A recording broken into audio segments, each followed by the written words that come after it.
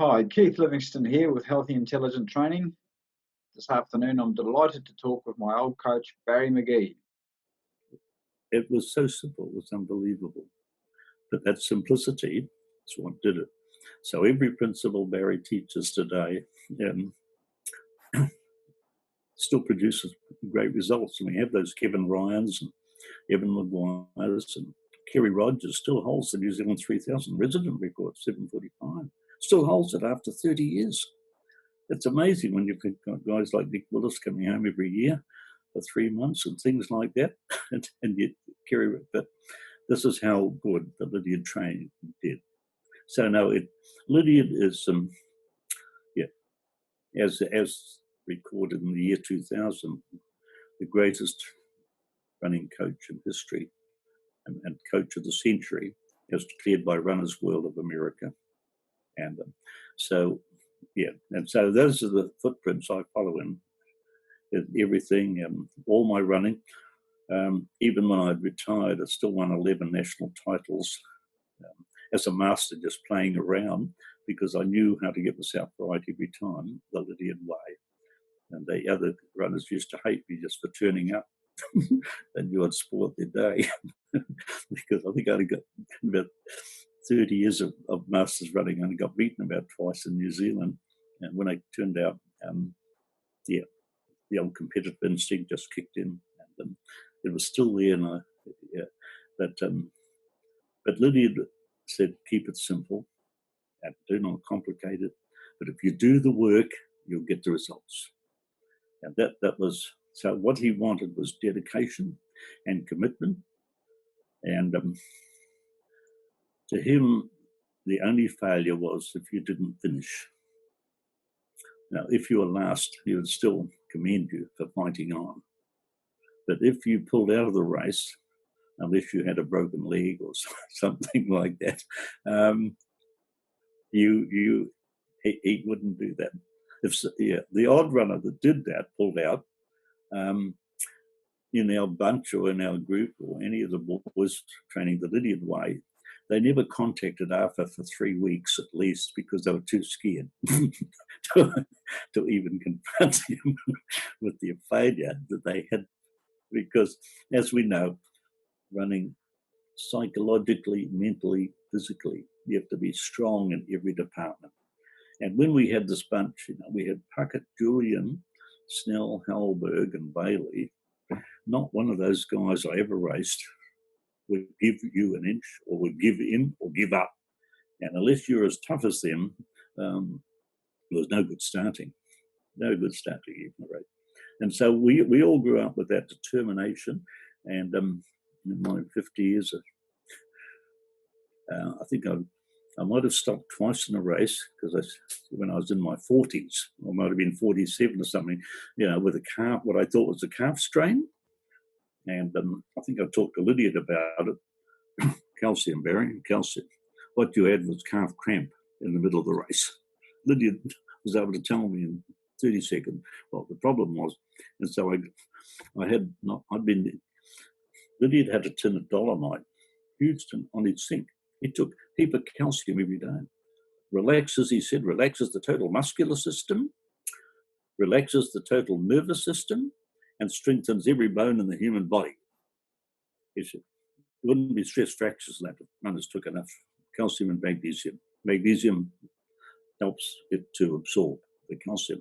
Calcium, he said, that's the main thing, and the magnesium assists it. So he knew everything. It didn't matter what it was. Something as simple as a calf cramp, or something as simple, later years even, glucosamine to help joints and cartilages. Lydiard couldn't run at all when he was about 70 because of these knees of his that were terrible. Also, and the chief orthopedic surgeon of Canada told him to take glucosamine. Couldn't buy it in New Zealand. So Lydiard got, at the time he was coaching a runner whose father was an New Zealand pilot. Lydiard got the the father to buy him glucosamine in Los Angeles when he was flying there in New Zealand and bring it home to him. Lydiard was running within a week. I know in the last 20 years I've fixed my chemist's tennis elbow, I've fixed people who couldn't peel potatoes. That's with glucosamine, the natural lubricant for joints and cartilages. But Lydiard seemed to be able to get on to everything to help everybody. Now, who are the athletes who inspired you the most in your career, or who do you admire of any of the current athletes going around, if any? Well, to say originally it was just the likes of Harold Nelson in the early days, and the stories of people like Zetterbeck. Zetterbeck inspired me. This man, 5 Olympic medals at Olympic goals. And there's 3 at one Olympic Games. Harvey Nurmi was a favourite of mine, and so I researched all of those guys, and along the way, I found that Harvey Nurmi trained 6 hours a day for his 6 Olympic gold medals. 6 hours a day he trained, and so when Zetterbeck got his coach, the coach said, "You'll have to do 6.5 hours a day. You've got to do more than Nurmi." The result was 5 Olympic gold medals and some of the greatest world records that the world had ever seen. And it was Bailey got 2 of his, and Bailey's record still stand in New Zealand, as well as Snell's record still stands for 800 meters, 144. And so they were the giants to me. And trying to break the 4-minute mile, Roger Bannister came on the scene, and the 4-minute mile, and so they were the ones that I think inspired me most. Was these great guys from over the other side of the world, really, that they had done it all, and that's pretty exciting. So so I mean, we can't compete or compare against that different era and a different age. We had Lovelock. I was inspired by Lovelock, what he had done, and then Lydiard never stopped talking about a guy called Harris, who ran for New Zealand in about the 48 Olympics. Doug Harris. Doug Harris. Yeah. Doug Harris. And until he strained an Achilles tendon, he was really, absolutely world class. So we never saw the great. But the thing is, Lydiard admired Doug Harris. Doug Harris could win the Auckland 100 meters, the 400 meters, or 440 at the time, and win the Auckland cross country. That was completely unique. He was a complete athlete. Wow, it was fantastic. But Lydiard done. So those early runners, and another one I was inspired with was a man called Cecil Matthews. He won the 3-mile, 6-mile double, Sydney Olympics, about 1938.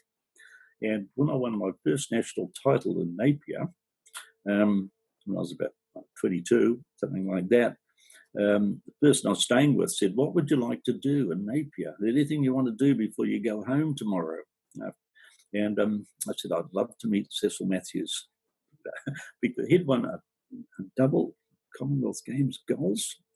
So those were my heroes of the day in running. Oh yeah, and other names too, like Bill Savadan and Yeah. Well, I met Bill Savadan many times. Yeah. He was caretaker at the Tepid Baths in Auckland. Okay. I'd forgotten Bill Savadan, but no, Arthur admired Bill Savadan too. Savadan and Harris, I think, were the 2 he admired most because they had the fruit on the tree. They were great competitors, and it was one of those sad stories of history, as Doug Harris. Running in the Commonwealth Games in 50. He gets about 500 meters and had to step on the track, and his Achilles tendon was shot, and here he was within half a second of the world record for 880, and he'd done his on grass as compared to cinders. Yeah, because we had no cinders in New Zealand, so he'd done 149 on grass, and that was fantastic, really, in those days of the 40s. Oh, you clean up Interclub anywhere today for 149. No real fast tracks in New Zealand in those days, but they're all grass. So we could be running cross country, in March at the New Zealand track champs because it had rained for 3 days in a row. And you would just you looked if you'd done 10K cross country, and all you'd run was the 3 mile in the mud. But so it was a lucky dip on some people who could run wet good, other people who could run dry good. So that helped certain people at the time.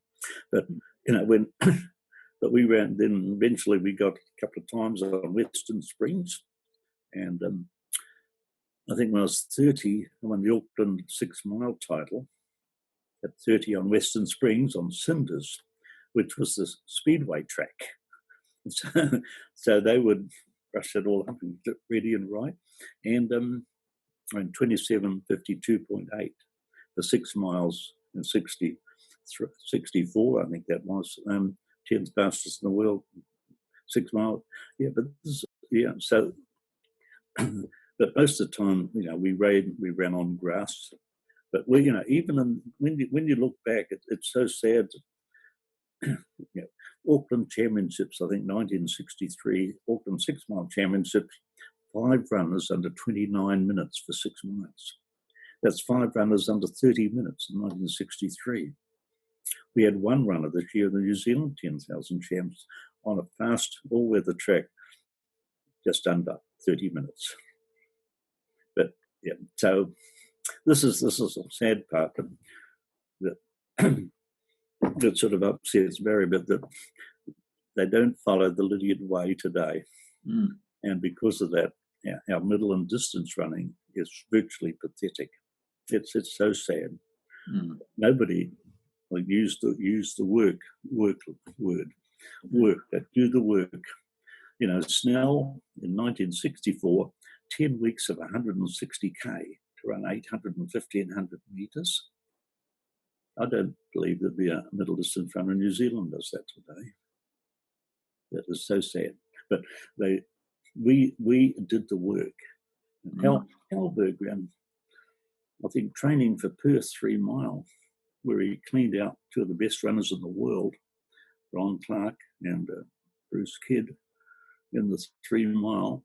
And I think he did 54.2 last lap on cinders.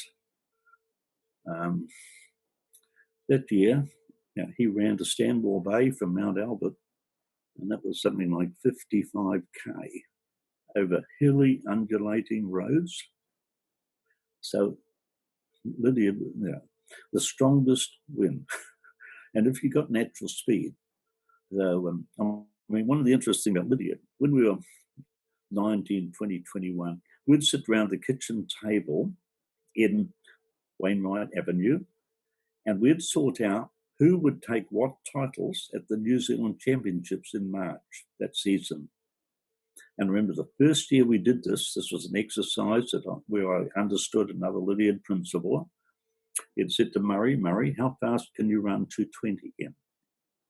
And Murray said, 23 seconds.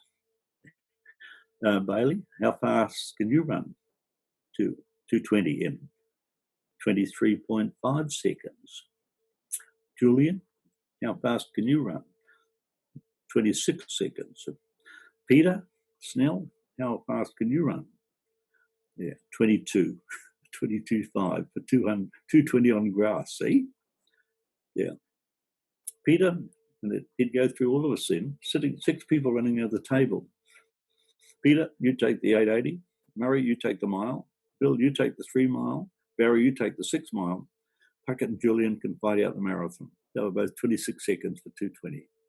We sorted out the New Zealand titles around a kitchen table based on our 220 times, because to Arthur, the faster you were, the more natural speed you had, and you could apply that with the same training, all doing the same training, to race shorter distances. Or, my 156.9, the 880 wouldn't get me into a final even in an 880 because I never had that sort of speed. My 25 seconds, when he looked, he said to Snell, okay, you take the 880, etc. And so we sorted out, And we would get those 6 titles.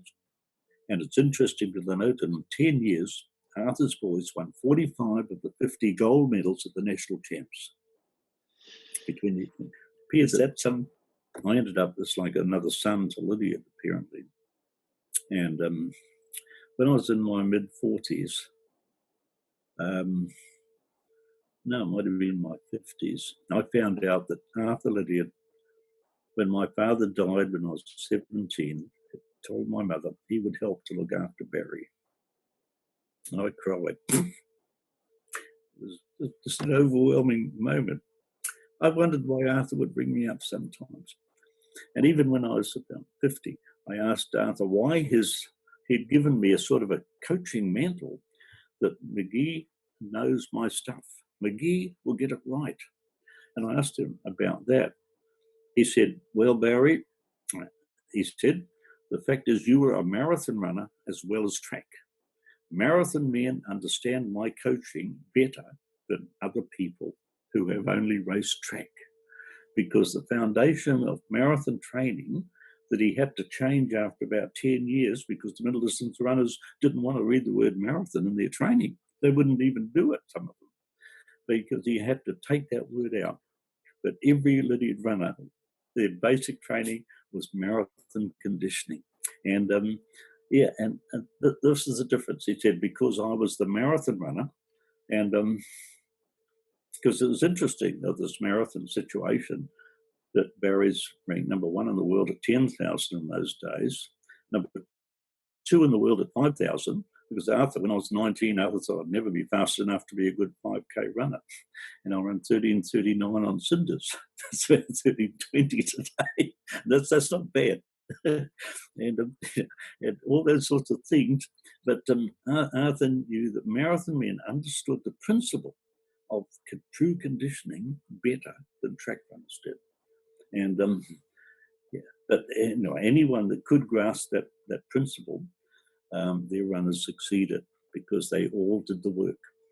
And as you quoted Kevin Ryan, for instance, 150 miles a week. And I've had other runners, and those that have done that have run 2:16 marathons, Kevin Ryan 2:11 marathons, and things like that. But if you do the work, but Lydiard had this, well, to me, genius. He was a genius coach, and I never lost track with Lydiard right until he died, and I was so close to Lydiard that Gary Lydiard rang me one day and asked me, would you conduct the funeral for our dad? And when Arthur died, aged 87, they came to Barry because I'm a Christian lay preacher. It's part of one of my hats I wear. In fact, a lot of people call Barry a life coach more than a running coach, because I deal with every problem. They got a marriage problem, I'm dealing with it, and I'm helping them as the coach. You would understand that as a coach too. You get involved with your runners, and they become like family. Well, we were like family to Lydiard too, and he was so close to us that way. But I was in about my 50s when I learned that he had promised my mother he would help to look after Barry, who lost his father at 17. And so that was pretty special. And the Lydiard family asked me if I would conduct the funeral for their dad when he passed away in America.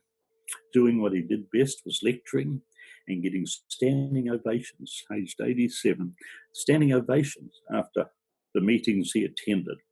And then just sat down, turned on a TV set, and a few minutes later just passed away. So it was a wonderful, lovely finish to a great life. And but Lydiard is Lydiard. None of us can completely be a Lydiard, because but anything I can give positively that will help a runner anywhere in the world. 5 years ago, I did a podcast for an Israeli runner in New Zealand. I got a contact this week from America who had heard that last year in America, the podcast by this Israeli runner who was doing something in New Zealand at the time.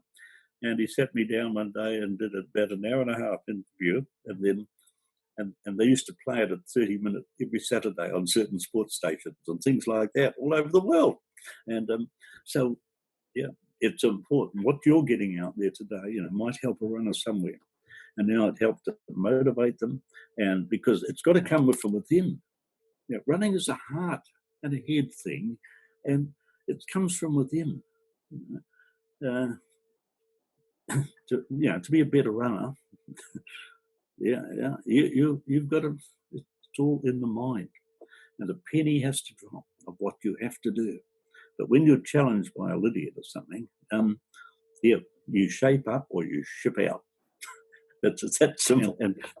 And that was the thing with Arthur's boys. 90% of them all did it. But in your questions before we started this, you said about would he train anybody? And the question is, yes, he would. I never knew him to turn down one runner ever. And even one of the Awaraka runners in his club was an ex-boxer who was punch drunk and not all there. And he joined the Harrier Club after he had to stop boxing. Arthur gave him the same amount of time as Snell and Hellberg. He treated this guy was the slowest runner and not all there in the Awaraka Club. And one year, that runner won the Lyndale Handicap 15-miler. Arthur proclaimed it as one of the greatest victories of his life. He trained Dave Hodges to win a race. That was the Lydiard that we knew. He never turned anyone down. There was never any, how good are you or what. He would look after everybody and anybody. And I've tried to do the same thing. I got some of the slowest, I got people contact me from overseas. I'd love to break a 5-hour marathon, Barry. Will you help me? 5 hours? I mean, you could walk that. But so I give them the same time as my champions. But the good news is the results still flow today. 2020, in Paul Norton's club in Canterbury, there's 15 of the high school guys and girls are in the coaching school or coaching clinic of the Avon Club of Christchurch. Those 15 secondary schools at the Canterbury Track Championships this year got 8 golds, 4 silvers and 3 bronze. And one of them went on to win the New Zealand 1500 metre M20 title a few weeks later. Just doing all Lydiard, they get 100% Lydiard training. And I've written the schedules now for Avon for the last 10 to 12 years. And the 6 runners in America on scholarships, and I think 4 or 5 of them are Avon runners because they do the work. They all do the work. They've all been running through the lockdown at over 100K a week. Most of them have who are, year 11, 12, 13 runners, 100K a week or more. They're all doing the work. Yeah, the results just come. Yeah, that's school kids. So that's potential. But unfortunately, what happens, 90% of them fade away, or after some of them go to America, 3 or 4 year scholarship, and they come home and they give up running. They've been burnt out, or they've met a girl, or they've got work, or something. All the other things take them out of running sport. But one of the young guys, and Avon guys, he broke 14 minutes at uni in America this year. So that's pretty good. I think he ran 13:58, 5,000. One of the boys who got a scholarship in America 3 years ago. He's in his third year now. 13:58. That's very. You only can hope that the potential that is all there carries on. But so many things in life sort of. Today we just kept going. These days, half of them more fall by the wayside. There's so many things in life, and so many. It's a whole different ballgame. And of course, where we had about 4 sports at secondary school in our day, now there's about 24 sports, like indoor canoeing. The sports I've never heard of. But so we had rugby and soccer and basketball and netball, and running and swimming. That was about it. And so there was very little, but today it's a different ballgame. It's miraculous what we did. In 2000, I got a phone call from the president of the New Zealand Ultra Runners Club. He said, "Barry, this is what I'll tell you. You're runner-up ultra coach of the century." I said, "Am I?" I said, "Well, who is the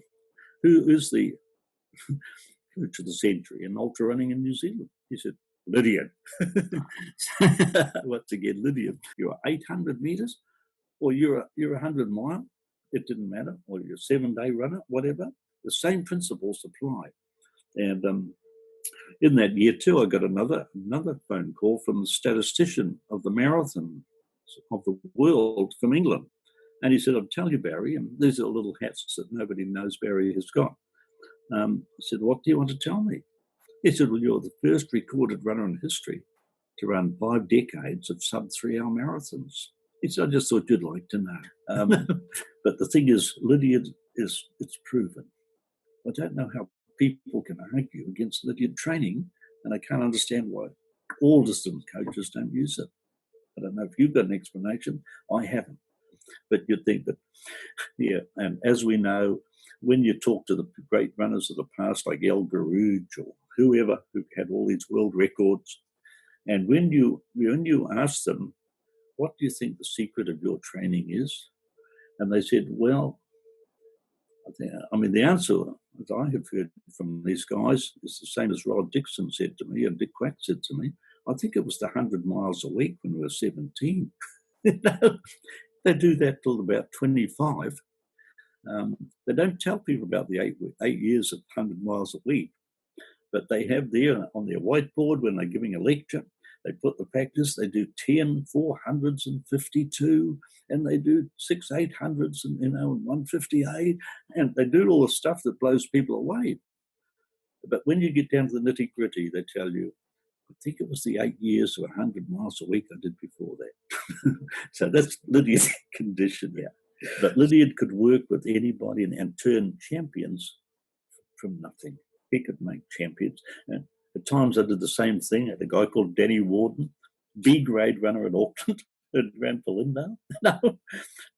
Danny, He ended up winning the New Zealand Road Championship and third in the New Zealand Marathon.